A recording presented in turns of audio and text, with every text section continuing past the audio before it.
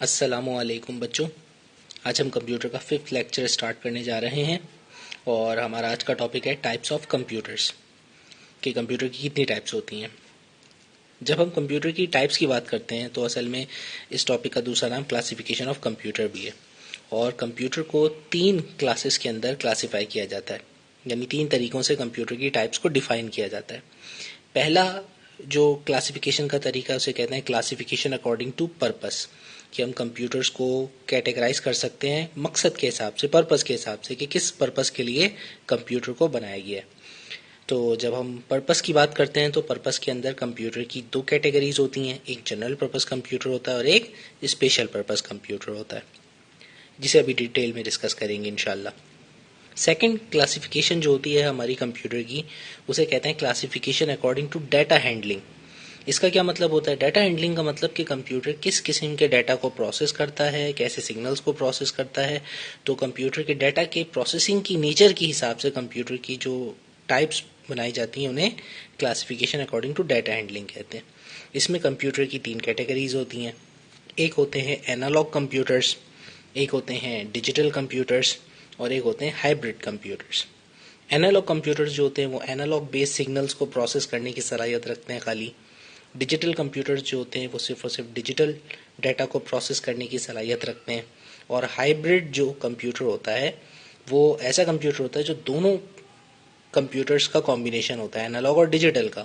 تو وہ دونوں قسم کے جو سگنلز ہوتے ہیں ان کی پروسیسنگ کرنے کی صلاحیت رکھتا ہے.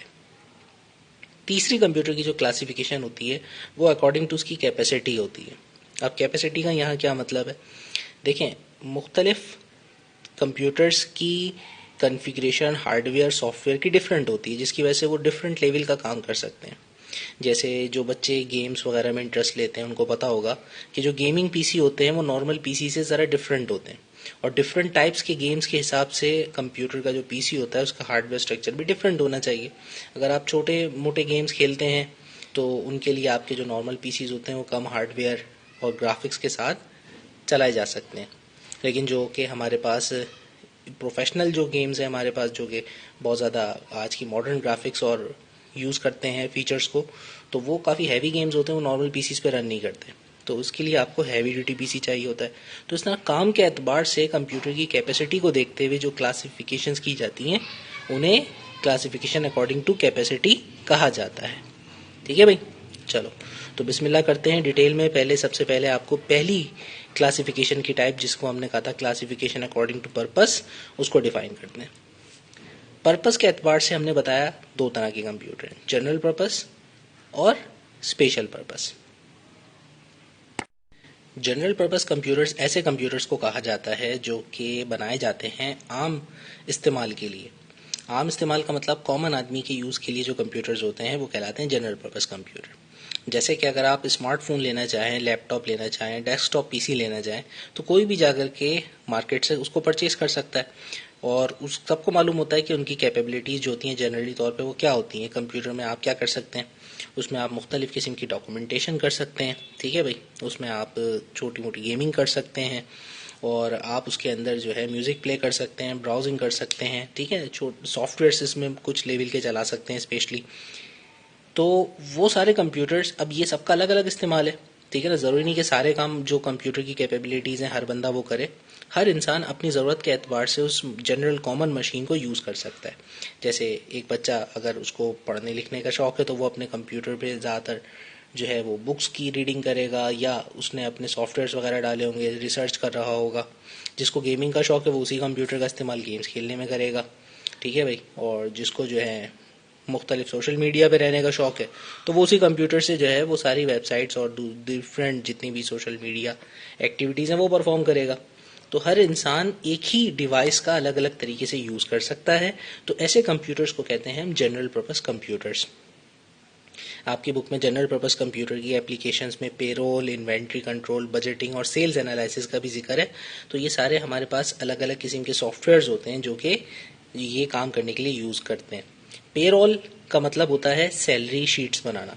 اب جو ہمارے پاس آفیسز میں جو لوگ کام کرتے ہیں وہ نارمل انہیں ڈیسک ٹاپ پی سیز یا لیپ ٹاپس کے اوپر آفس کے تمام ورکرز کی سیلریز کے جو کام کرتے ہیں، اکاؤنٹس وغیرہ ڈیل کرتے ہیں، وہ سب بھی نارمل کمپیوٹر پہ کیا جا سکتا ہے، کسی بھی کمپنی کا کیا جا سکتا ہے.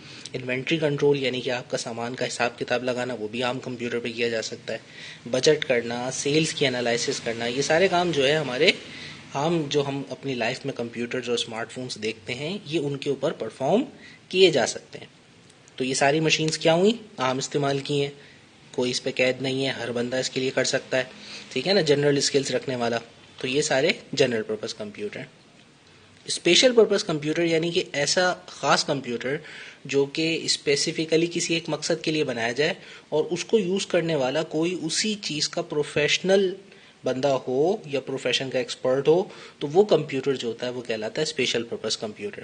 یعنی کہ یہ عام استعمال کے لیے نہیں ہوتا، یہ کسی خاص اسپیشل مقصد کے لیے بنتا ہے، اور اسی اسپیشل مقصد کے تحت اس کا ہارڈ ویئر بھی ڈفرینٹ ہوتا ہے، اس کا سافٹ ویئر بھی ڈفرینٹ ہوتا ہے، اور یہ جنرلی ہر آدمی کے استعمال کی چیز نہیں ہوتا، تو اس کو ہم کہتے ہیں اسپیشل پرپز کمپیوٹر. مثال کیا ہے اس کی؟ دیکھیں، جتنے بھی شہر ہوتے ہیں جن میں کسی بھی جگہ میں جہاں پہ ایئرپورٹس ہوتے ہیں، ٹھیک ہے بھائی، تو وہ بھلے سے کمرشل ایئرپورٹ ہوں یا ملٹری کی ایئرپورٹ ہوں، وہاں پر ایک عدد کمپیوٹر نصب ہوتا ہے جس کو ایئر ٹریفک کنٹرولر کہتے ہیں. ایئر ٹریفک کنٹرولر کیا ہوتا ہے؟ وہ مختلف ریڈارز سے کنیکٹڈ ہوتا ہے، اور یہ ایک ایسا کمپیوٹر ہوتا ہے جو کہ ایک بڑے لارج اسکیل ایریا کے اندر جتنے بھی جو ہے نا فلائنگ آبجیکٹس ہیں، کسی بھی قسم کا جو ایئر کرافٹ ہے، وہ اس کا ڈیٹا، اس کا فلائٹ روٹ، وہ سب مینیج کر رہا ہوتا ہے، ریکارڈ کر رہا ہوتا ہے، اور کانسٹنٹلی 24 آورس بنا رکے یہ اس کو مینیج کر رہا ہوتا ہے. ٹھیک ہے بھائی. تو اب جو ہمارا ایئرپورٹ ہے اس پہ یہ کمپیوٹر سوتا تھوڑی نا ہے، یہ 24 گھنٹے جب تک اس پہ فلائٹ آپریشن چل رہا ہے یہ تمام جہازوں کا ڈیٹا ریکارڈ رکھتا ہے اور اس کو ڈسپلے رکھتا ہے. اور اس کا اب یہ اسپیشل کمپیوٹر ہے، اس کے اسپیشل فیچرز ہوتے ہیں، اس کا اسپیشل ہارڈ ویئر ہوتا ہے، یہ ریڈار سے کنیکٹڈ ہوتا ہے. اب اگر یہ جو ہے تھوڑی دیر کے لیے کام کرنا بند کر دے تو سوچو کتنی مشکل ہوگی. تو ہر بندہ اب ایئر ٹریفک کنٹرول کا کام تھوڑی نہ کرتا، ہمیں ضرورت نہیں پڑے گی. تو یہ ہمارے عام استعمال کا کمپیوٹر نہیں ہے، یہ ایک اسپیشل پرپز کمپیوٹر ہے.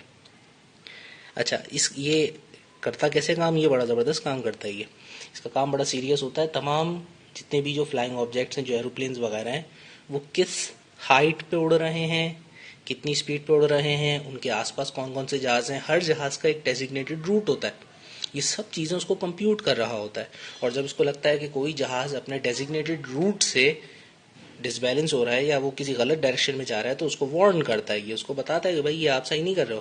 اسی طریقے سے یہی جو کمپیوٹر ہوتا ہے اور جو اس کو مینیج کر رہے ہوتے ہیں، وہ تمام چیزوں پہ نظر رکھتے ہیں لوگ. اور کمپیوٹر خود بخود وارننگ دے دیتا ہے اگر کسی کا جو ہے نا روٹ چینج ہو رہا ہوتا ہے، یا کسی کو اگر ایمرجنسی لینڈنگ یا کوئی جو ہے میل فنکشن ہو جاتا ہے جہاز میں، تو وہ سراؤنڈنگ کے تمام جہازوں کو جو ہے انفارم کر دیتا ہے اور ایک اسٹریٹجی خود بخود بناتا ہے کہ سب سے بیسٹ روٹ اس کے لیے کیا ہے. تو یہ کام کرتا ہے اسپیشل پرپز کمپیوٹر. اس کے علاوہ ہمارے پاس ایئر ٹریفک کنٹرولر کے علاوہ بھی بہت سے اسپیشل پرپز کمپیوٹر ہوتے ہیں جو کہ الگ الگ اداروں میں یوز ہوتے ہیں. مثال کے طور پہ انڈسٹریز کے اندر بہت سے قسم کے اسپیشل کمپیوٹرز ہوتے ہیں. پہلے گاڑیوں کو ہاتھ سے پینٹ کیا جاتا تھا، اب ہمارے پاس ایسے روبوٹس موجود ہیں، ایسے کمپیوٹرز موجود ہیں جو پوری گاڑی کو پینٹ کر سکتے ہیں. گاڑی پہ جس جگہ میں کہوں گا وہاں ویلڈنگ کر سکتے ہیں. ٹھیک ہے نا. تو یہ سارے اسپیشل پرپز کمپیوٹرز کہلاتے ہیں.